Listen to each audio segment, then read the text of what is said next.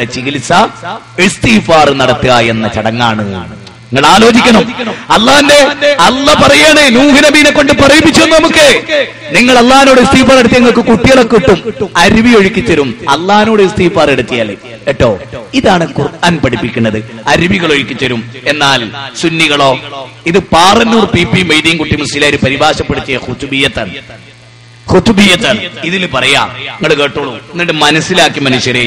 യാ ഖുതുബ Ahli സമാ വൽ അർളി ഹൗസഹുമാ. നോക്ക്, ഇതിന്റെ 10ാമത്തെ പേജ്. ആകാശഭൂമിയുടെ ഖുതുബും അഥവാ കേന്ദ്ര ബിന്ദു ഔസുമായ മഹാനവർകളെ.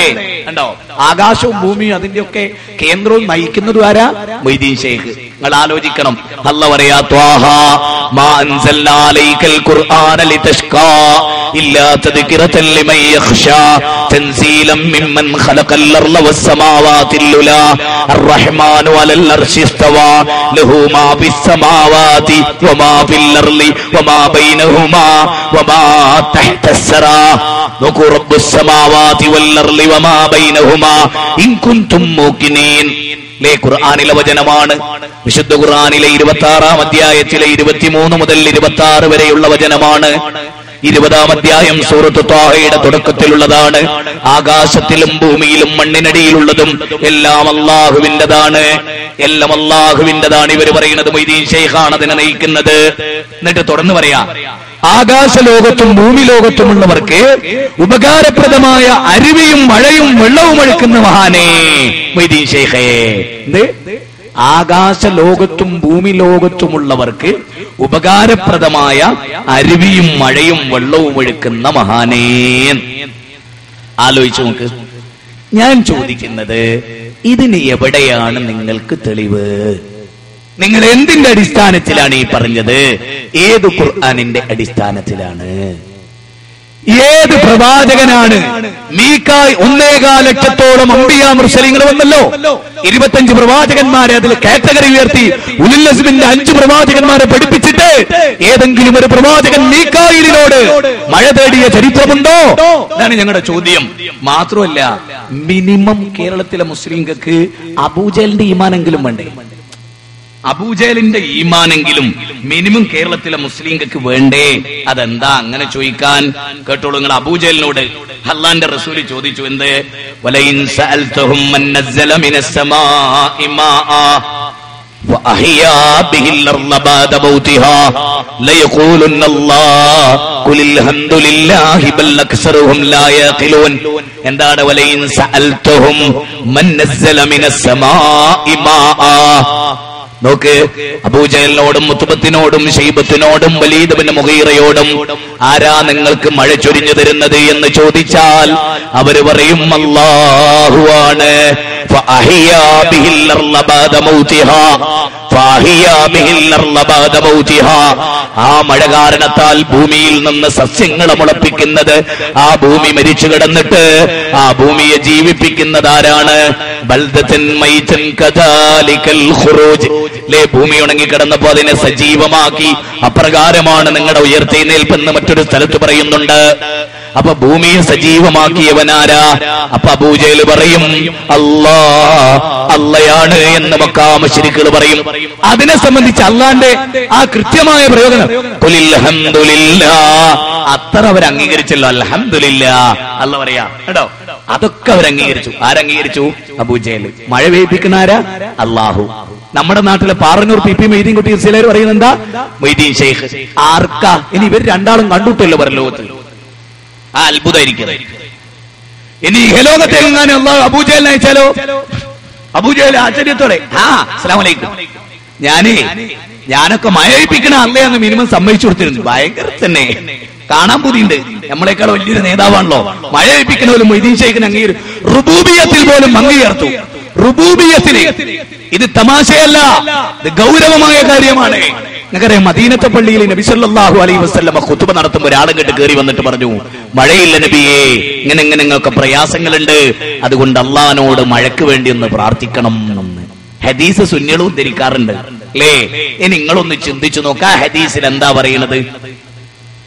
അങ്ങ് 1000 മൈലുകൾക്കപ്പുറത്ത് നിന്ന് നബീനെ വിളിച്ചിട്ട് മഴല്ല മഴ തരണമെന്ന് പറയല്ല. അല്ല, നബീനെ ചെന്ന് കണ്ട് നബിയോട് നേരിട്ട് പറയാ, നബിയെ നിങ്ങൾ മഴ തരണമെന്നല്ല, നബിയെ മഴയ്ക്ക് വേണ്ടി നിങ്ങൾ അള്ളാഹിനോട് ദ്വാരക്കണോ. 2 തവണ അവർ വന്നിട്ടും പറഞ്ഞ അള്ളാഹിനോട് ദ്വാരക്കണമെന്നാ. ഇതാ ഇസ്ലാം. ഇനി പറ, മഴയ്ക്ക് വേണ്ടി മീകായിലിനോട് തേടിയ സദഖത്തുല്ലാഹിൽ ഖാഹിരിയുടെ ഇസ്ലാം ഏതാ? മഴയ്ക്ക് വേണ്ടി നമ്മുടെ ചേന്നരയിലെ നമ്മുടെ വേങ്ങര കോയപ്പാപ്പാനോട് മഴ തേടിയ സമൂഹത്തിന്റെ മതമേതാ? നിങ്ങൾ ആലോചിച്ച് നോക്ക്, ഏതാണ് ഈ മതം? അപ്പൊ ഇവിടെ കൃത്യമായ അള്ളാഹിനോട് നേരിട്ട് തേടണം എന്നാണ് ഇപ്പൊ കാന്തപുര ഉസ്താദ് പറയുന്നത്. അള്ളാഹിനോട് നേരിട്ട് തേടലാണ് ലാ ഇലാഹ ഇല്ലല്ലാഹ്.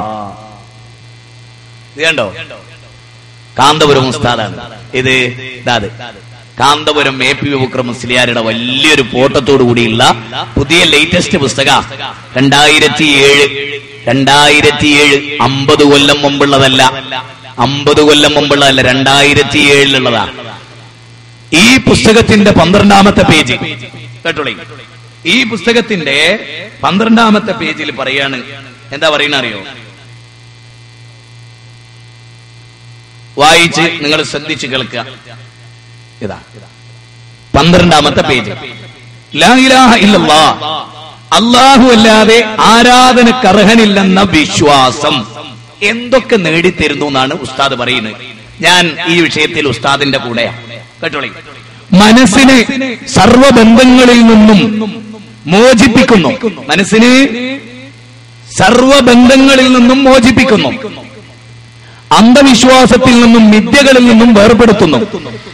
അടിമത്തത്തിനും ചൂഷണത്തിനുമെതിരെ സമരസജ്ജരാക്കുന്നു. അപ്പൊ ലാ ഇലാഹ ഇല്ലല്ലാഹ് ശരിക്കും മനസ്സിലാക്കിയെടുത്ത് ചൂഷണം ഉണ്ടാവില്ല, സലാത്ത് നഗർ ഉണ്ടാവില്ല എന്ന് ആണ് അതിന്റെ മറ്റൊരു ഭാഷ. സലാത്ത് നഗർ ഉണ്ടാവില്ല, അതൊരു ചൂഷണ, മതത്തിന്റെ പേരിലുള്ള ചൂഷണം. ഇനി കേട്ടോളി, വിശ്വാസത്തിൽ നിന്നും വിദ്യതകളിൽ നിന്ന് വേർപെടുത്തുന്നു.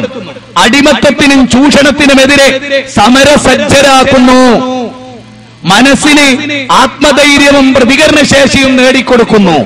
അടുത്ത കാന്തപുര ഉസ്താദിന്റെ വാചകം നോട്ട് ചെയ്ത് വരച്ചു വെച്ചിട്ട് ഒന്നങ്ങോട്ട് ചോദിച്ചാൽ വിളിച്ചിട്ട്, തന്നെ സൃഷ്ടിച്ച നാഥനുമായി, ശ്രദ്ധിക്കണേ, തന്നെ സൃഷ്ടിച്ച നാഥനുമായി നേരിട്ട് ബന്ധപ്പെടുവാനും അവന്റെ ദയയും സഹായവും അനുഭവിക്കുവാനും തനിക്ക് സൗഭാഗ്യമുണ്ടാകുന്നു. അപ്പൊ ലാ ഇലാഹ ഇല്ലല്ലാഹ് സ്വീകരിച്ച എന്താ കിട്ടുക?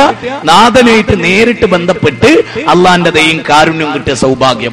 എന്റെ ചോദ്യം, ഈ ദയയും കാരുണ്യവും നേരിട്ട് കിട്ടി സൗഭാഗ്യം നേടിക്കൊടുത്ത പ്രസ്ഥാനം സുന്നികളാണോ മുജാഹിദുകളാണോ?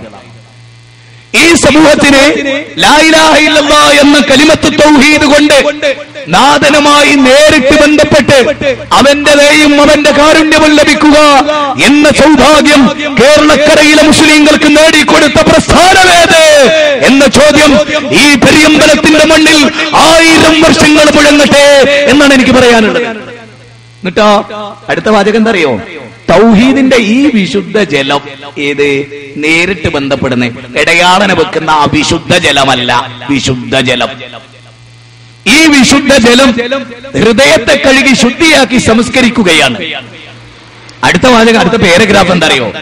മുഹമ്മദ് നബി സല്ലല്ലാഹു അലൈഹി വസല്ലമയും മുൻകാല പ്രവാചകന്മാരുമെല്ലാം ലോകത്തിന് നൽകിയ പ്രഥമ സന്ദേശമാണിത്. ഏത്? അള്ളയായിട്ട് നേരിട്ട് തേടുക, അല്ലാഹുമായി നേരിട്ട് തേടുക, ആ പടച്ചവനോട് പ്രാർത്ഥിക്കുക. വഖാല റബ്ബുക്കും ഉദ്ഊനി അസ്തജിബ് ലക്കും ഇന്നല്ലദീന യസ്തക്ബിറൂന അൻ